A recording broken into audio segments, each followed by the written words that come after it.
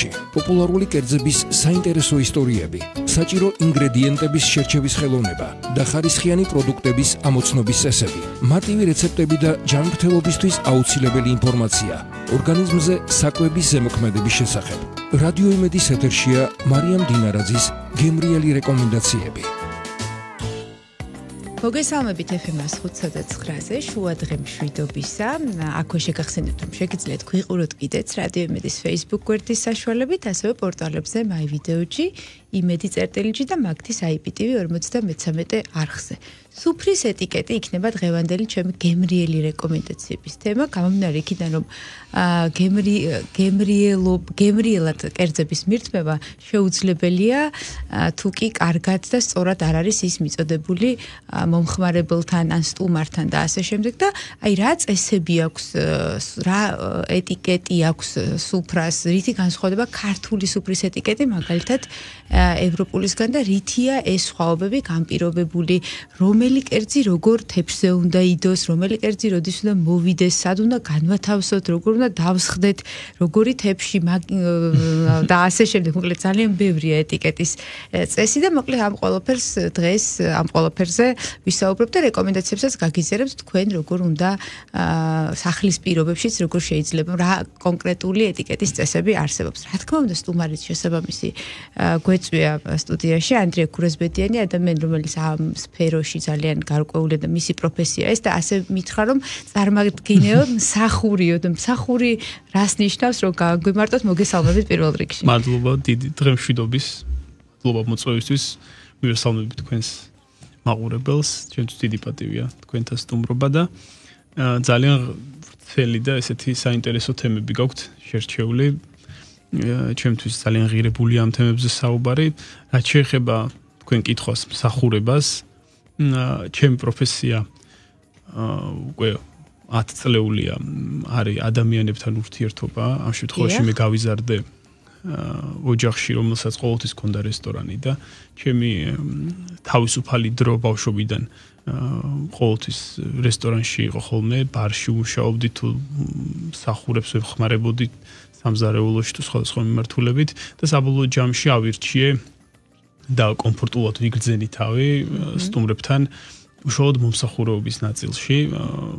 თქვათ ესე ჭყალებში რო ავიღოთ მიმტანი რო დავარქვათ ამას თუ ადრე ესე ცუდი ესეთი ცოტა ჟარგონულად რო ვთქვათ ოფიციანტი თუ აი ესეთი ადამიანი რომელიც სტუმრებს ხვდება, შეიძლება ეს იყოს მასპინძელიც, შეიძლება ეს იყოს ღონისძიებების მენეჯერიც, შეიძლება ეს იყოს მენეჯერიც, სხვადასხვა იერარქია არის, სხვადასხვა უფლებამოვალეობები არის, მაგრამ ერთიანობაში ყველა ეს ადამიანი რეალურად ემსახურება ადამიანს და ჩემი მთავარი არსი და ჩართულობა წლების განმავლობაში იყო რომ სტუმრის მსახურება, ანუ ემსახურებით მომხმარებელს, ხო? ამ შემთხვევაში სარესტორნო სტუმართმასპინძლობის ნაწილში. და ნუ აქედან გამომდინარე ყველაზე კარგად აი ჩემს გონიერებაში რას ვემსახურები, რას ვაკეთებ და რა არის ჩემი მიზანი და რაც მაძლევდა мотиваციას თუნდაც მომხმარებლებთან რომ ბევრად უფრო პროფესიონალი ყოფილიყავი, თავდაბალი ყოფილიყავი, მეფიქრა მათზე ყოველთვის მეზრუნა და ერთი ნაბიჯით რაღაცა უფრო მეტი გამიაზრებინა, რაც მომხმარებელს კიდევ უფრო მეტად დასამახსოვრებელს გაუხდიდა ამა თუ იმ გამოცდილებას და ერთ-ერთი ესეთი ძალიან ლამაზი და კარგი ქართული სიტყვა გვაქვს მსახურება და ამ შემთხვევაში თქვი რომ ეს არის მსახურება და ჩვენ ყველანი ვემსახურებით ჩვენს მომხმარებელს და თქვენი დამკვიდრებული სიტყვაა ხო? ვერ ვიტყოდი ესე ხმამაღლად, მაგრამ ვცდილობ რომ ამ ადამიანს დავარქვი მსახური. დღეს ახალგაზრდებს ხშირ შემთხვევაში აქვთ ხოლმე ის რომ მე მსახური არა ვარ, ან მსახურება რას ნიშნავს, ან სუდად ვაი პირიქით ძალიან თავდაბლობა, მიმღებლობა იმისა თუ რას ვაკეთებთ და ის სხვა შორს ძალიან სასიამოვნოა, როდესაც სტუმარს ემსახურები მთელი გულით და აი მისგან კმაყოფილებას რომ ხედავ ძალიან სასიამოვნოა ხოლმე გეთანხმებით. სუფრის ტრადიციები არის განსხვავებული და ალბათ კულტურის ნაწილია, ხო?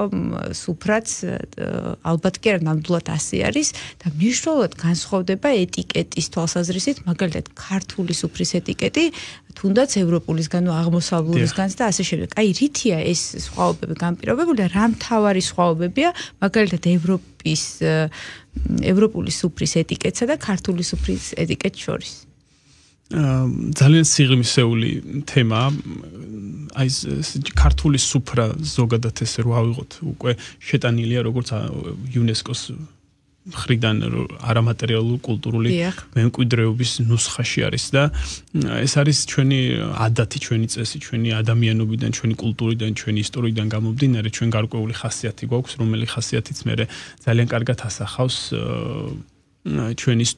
ჩვენი სუფრის ტრადიციას, რომელიც მოიცავს ურთიერთობებს, პატივისცემას, სუბორდინაციას, თუნდაც იქ თამადის როლი, რო იქ ბავშვებიც ვიკრიბებით, მშობლებიც, ბებიებიც, ბაბუებიც და როგორი პატივისცემა და მოწიწება არის, ან თუნდაც ეს მოლოდინის რეჟიმი, რომ მეგობრები იკრიბებიან და უნახავი ადამიანები ერთმანეთს, დიდი ხნის უნახავი ადამიანები ერთმანეთს ხვდებიან და რომ ყველა ცდილობს, რომ ეს ემოცია დახდეს მომავალში ტკბილი მოგონება და დასამახსოვრებელი.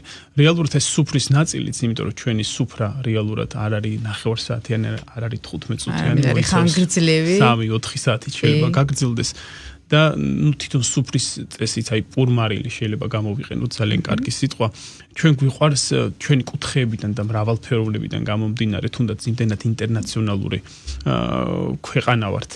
და იმდენად მოძრავი იყო ჩვენში ეს მრავალი ეთნიკა და მრავალი სხვადასხვა ქვეყნის კულტურა, რომ ჩვენ გვიყვარს მრავალფეროვნება თუნდაც კერძების ნაწილში. ჩვენთვის სამსართულიანი სუფრები, რომელიც შეიძლება ესე საქილიკოთ ჩვენ დღეს ამას ვიყენებთ, თუმცა თუ ეს სწორად და ლამაზად არის მოწოდებული, ამაზე დიდი ღირებულება, აი თუნდაც ჩვენი უცხოელი სტუმრები რო ჩამოდიან, რომელთაც ძალიან დიდი კულტურა აქვს, თუნდაც ევროპული და გასტრონომიული და შეიძლება დღეს გასტრონომიის ნაწილში ჩვენზე ძალიან წინ არიან, ტექნიკურად ცოდნით, რავის ქიმიურად, ბიოლოგიურად დამუშავებული აქვთ და ამაზე უკვე ძალიან დიდ თქვა ციგნებსაც გამოსცემენ და ამაზე დიდ ანალიზებს აკეთებენ, თუმცა საბეჭდილებას უფრო დიდ ქართული სუფრა ახდენს. ეს ემოცია მათთვის არის ძალიან ღირებული, თუ ჩვენ გვაქვს ძალიან მარტივად თუნდაც რაღაცები გაკეთებული, მაგრამ არის ძალიან მრავალფეროვანი და რასთავარია ძალიან გემრიელი და შესუნელებული და შეგმაზული საინტერესოდ. ხალისნაირ სახეობა აუცილებლად ყველიერი უნდა იყოს, აუცილებლად მწვანეულობა უნდა იყოს, აუცილებლად ხორცეულობა უნდა იყოს, წიწეული, დამარინადებული, ბოსტნეული, კი ბატონო, მე აუცილებლად ან ბუხარში, ან პეჩში, ან შეშაზე გამომცხვარი ცომეულობა, რაც ჩვენი კულტურის ერთ-ერთი მთავარი ნაწილია.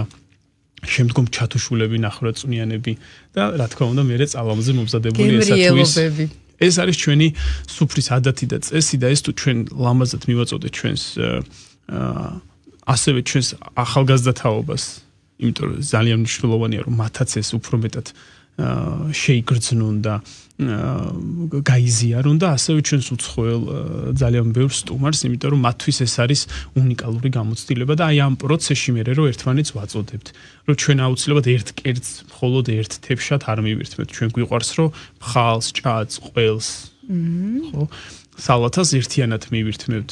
იქ შეიძლება ნახევრაწუნიანი ხაჭაპური. ალბათ იმიტომ აისახება, სერვირებას აისახება, ხო, მაგალითად ევროპულ სუფრაზე არის რანერი, ან თუ არის ის მსვენვა განმარტავა, ეს არის ესეთი სუფრაზე პატარა სუფრა შუაში, რომელზეც არის გარკვეული დეკორაციები მოწყობილი, სანთლები ძალიან ლამაზია, ძალიან შთამბეჭდავია, მაგრამ ადგილი კერძისთვის აღარ რჩება, იმიტომ რომ ევროპულ სუფრებზე ინდივიდუალურად მოაქვს, აი ქორწილში გკითხეს ერთხელ ფლორენციაში, რას მიირთმევთ, თევზის კერძს თუ ხორცის კერძს, არჩევის შემდეგ ყველა სტუმარს მოუტანეს ძალიან დიდ თევზზე ინდივიდუალური ერთი კერძი. რა თქმა უნდა, იქ იყო თავისი ხორციც, გარნირიც, ბოსტნეულის და შემდეგ, მაგრამ ეს იყო ერთი კერძი მხოლოდ და მხოლოდ მთელ ქორწილში და დანარჩენი ეს სუფრის ადგილი იყო ყვავილებისთვის და სასმელისთვის განკუთვნილი და ესეც სერვირებაშიც აისახება, იმიტომ ჩვენთან მაგალითად მე მარტო ახალ წელს სილამაზისთვის ვიყენებ რანერს, სხვა დროს უბრალოდ სტუმარი როდესაც მოდის, ასეთი დეკორაციებისთვის ადგილი არ რჩება. ადგილი სუფრაზე არის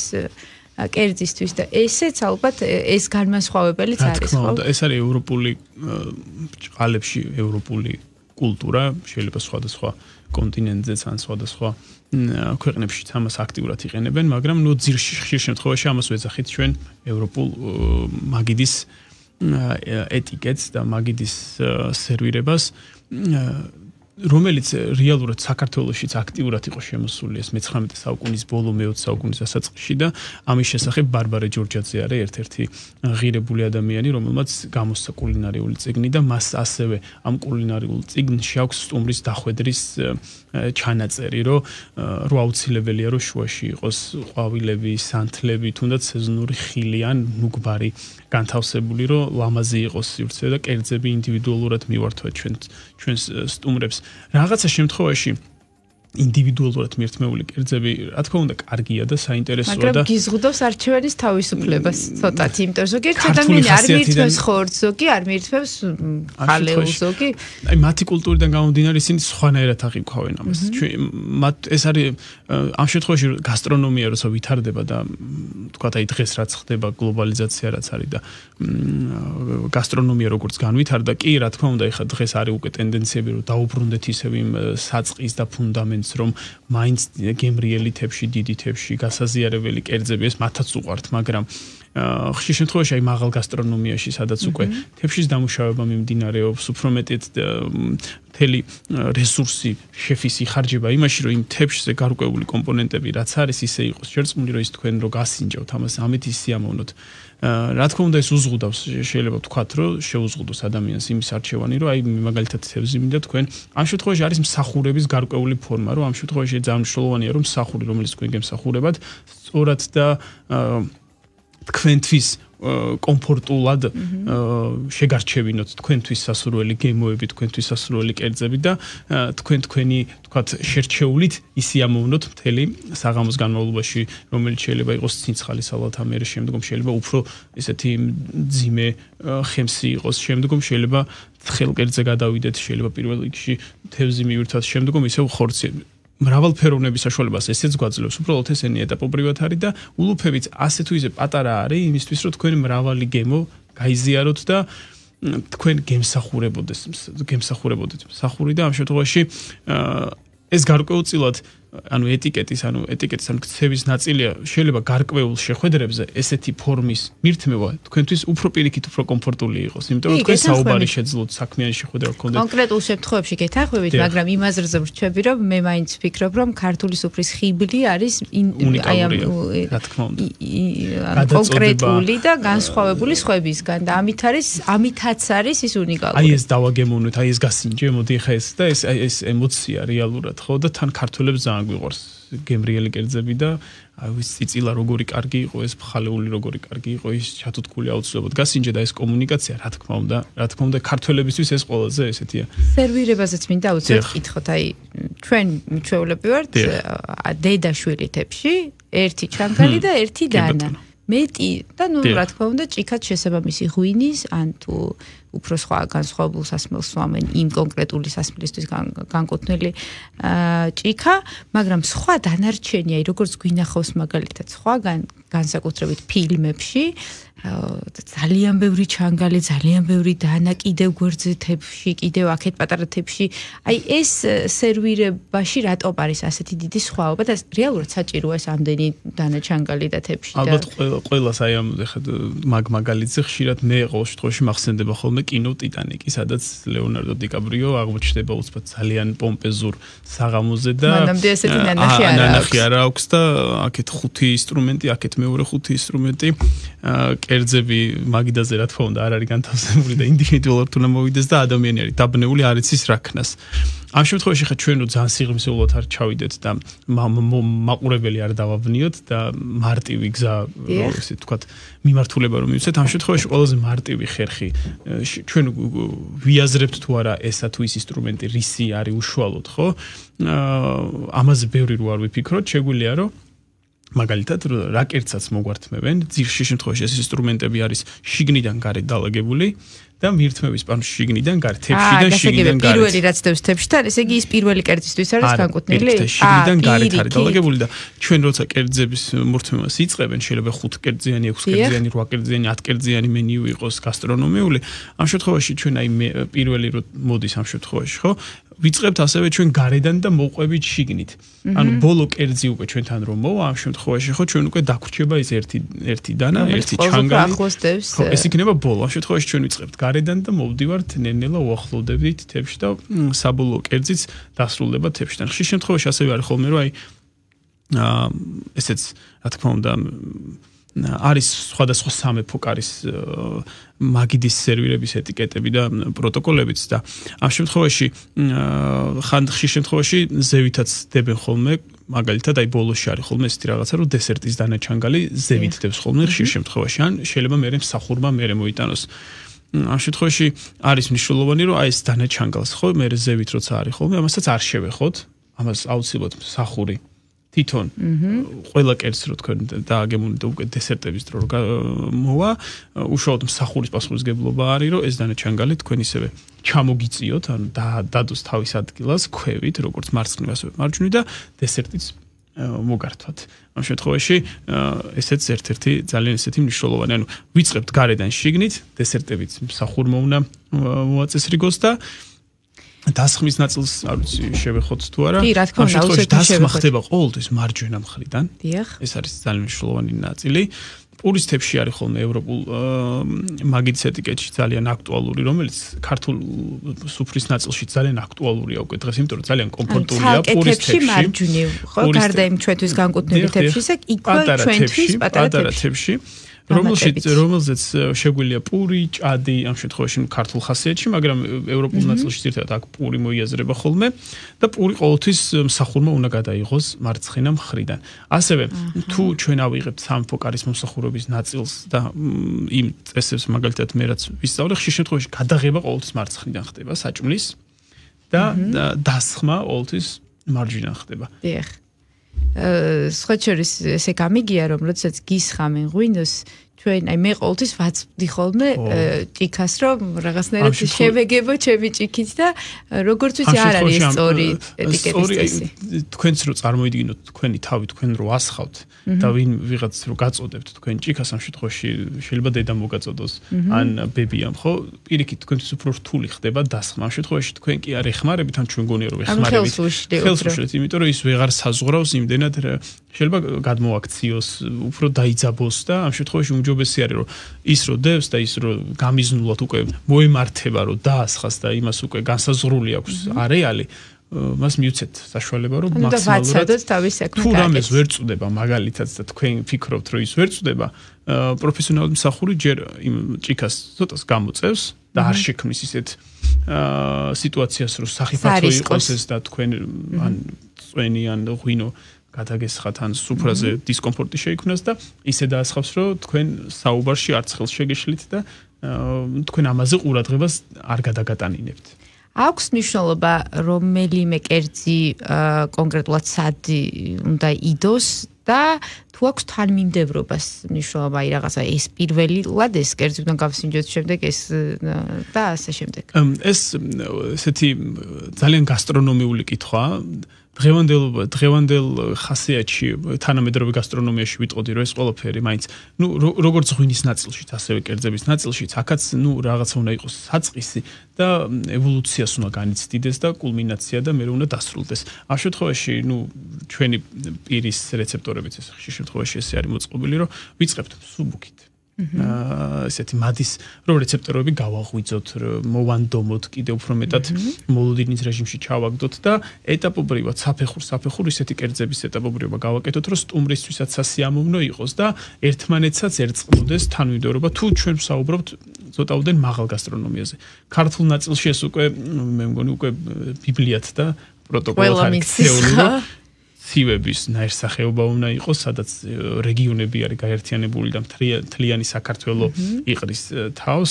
შემდგომ მოდის უცომეული, ბუხარში და შეშაზე ან ღუმელში გამომცხარი, შემდგომ ნახევარწნიანებზე გადავდივართ, ხელხორცებზე და ნახევარწნიანებზე და შემდგომ უკვე ცეცხლზე მომზადებულ, ამ შემთხვევაში წალამი ჩვენი კულტურული და ძალიან ისეთი ღირებული ისეთი არის, რომ მასზე მომზადებული მწვადი განსაკუთრებულად არომატულია და დესერტი ბოლოს უნდა მოვიდეს. დესერტი აუცილებლად. მწვადის შემდეგ, იმიტომ რომ ყოფილი სუფრაზე რომ მწვადი დესერტის შემდეგ მოდის ხოლმე. ეს უკვე დარღვეულია. ამ შემთხვევაში ისეთი პრობლემები გვაქვს მომსახურებასთან დაკავშირებით, ან სამზარეულოში არის პრობლემები და მე მენეჯმენტის პრობლემა. ხშირ შემთხვევაში ყოველთვის აუცილებლად როცა კერძებს დავასრულებთ, კერძების დასრულების შემდგომ აუცილებლად თუ გესიამოვნებათ რომ მსახურმა მოაწესრიგოს მაგიდა და კერძები სრულიად წაიღოს და გადააწყოს მაგიდა დესერტებზე, ესეც შეიძლება ყავა, ჩაი, დესერტი, ხილი.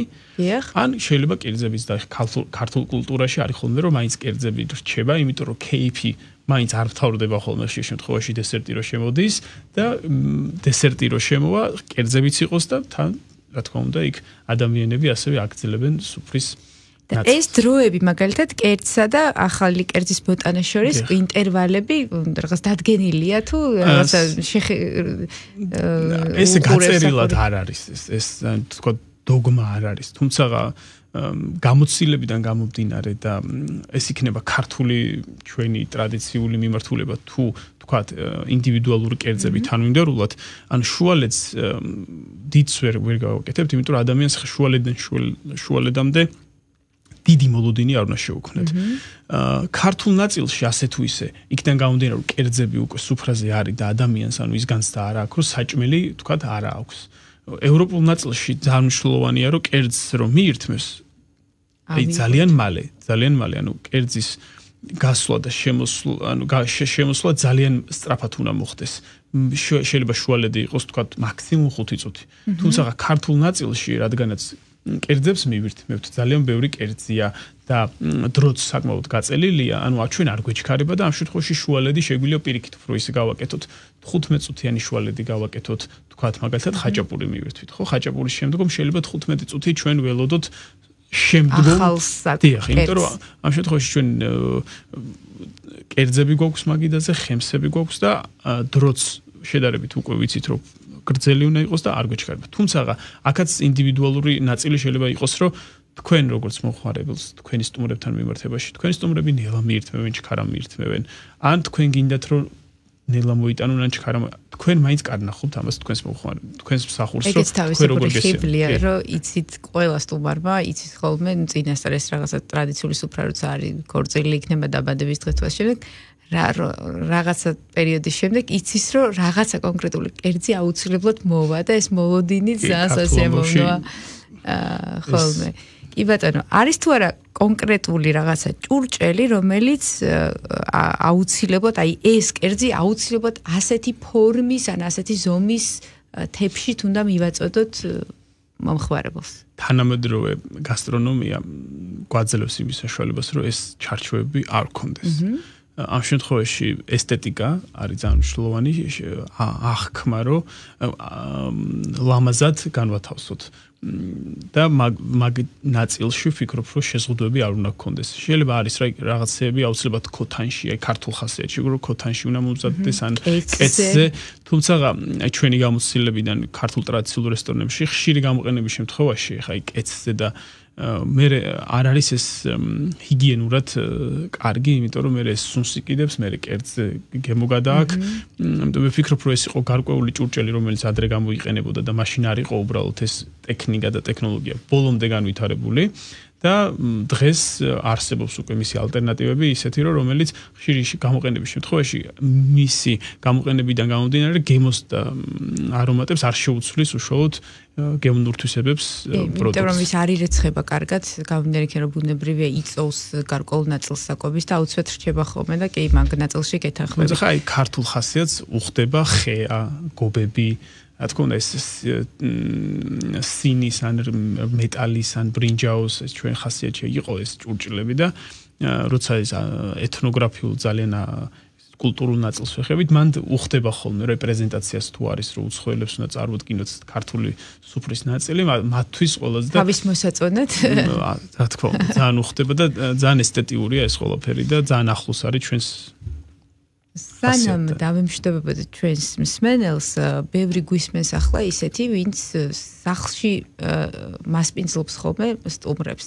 მე მაგალითად ძალიან მიყვარს. ბოლო დროს აღარ არის იმდენი ტრადიცია ძირითადად რესტორანში მიდიან ხოლმე, მაგრამ მე ვფიქრობ, რომ ერთი მეორეს არ ცვლის, ორივე კარგია, მაგრამ სახლში სტუმრობას თავისი ხიბლი აქვს და ჯერ კიდევ საქართველოში არის ესეთი ტრადიცია, რომ თუ ძალიან დიდი სუფრები არა, რაღაცა 10-15 ადამიანის სტუმარს ბევრი სტუმრობს და მე მაინტერესებს თუ არის ის რაღაცა უნივერსალური რეკომენდაციები, რომელიც ჩვენ შეგვიძლია მსმენელს მივცეთ, რომ აი რაღაცა ესეთი უნდა იყოს სერვირება, ესეთი უნდა იყოს ინტერვალები კერძებს შორის, ამდენი დასახელების კერძი უნდა იყოს, ან ასე შემდეგ, რომ აი თან კმაყოფილი იყოს სტუმარი, თან თავიც მოვაწონოს და ასიამოვნების ავიდეს დაბრუნდეს სახლში.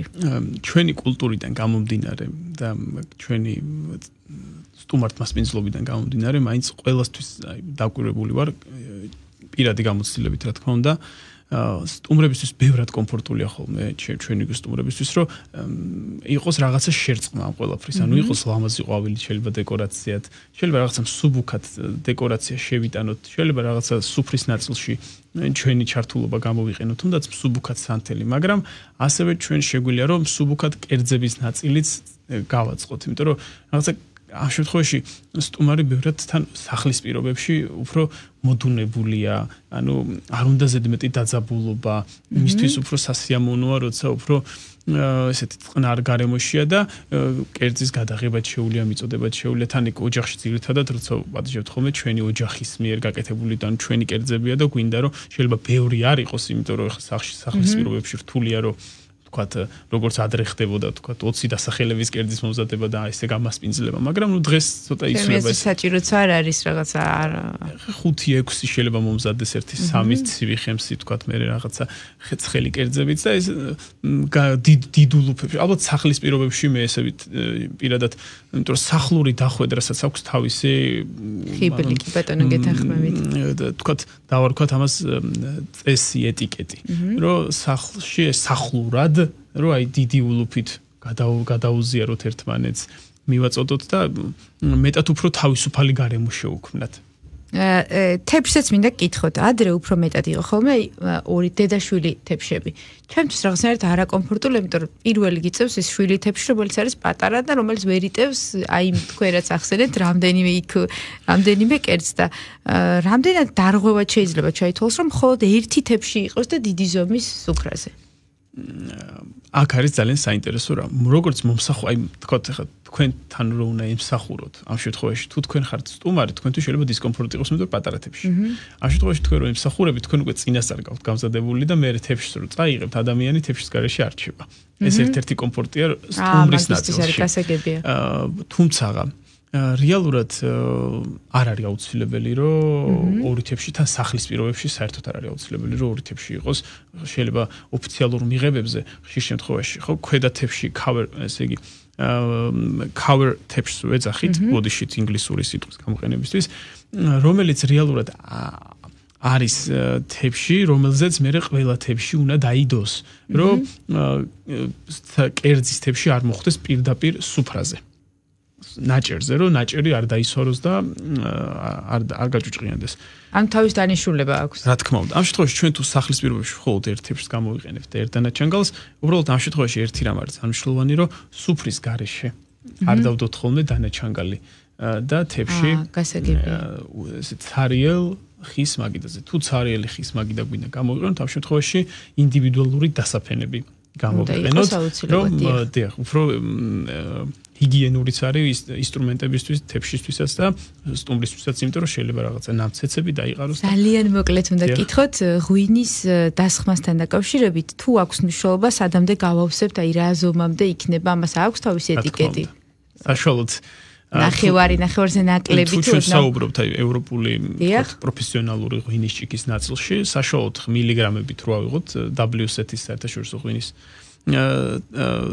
ნაწილში არის სტანდარტი, რომ 150 მილიგრამი არის საშუალოდ.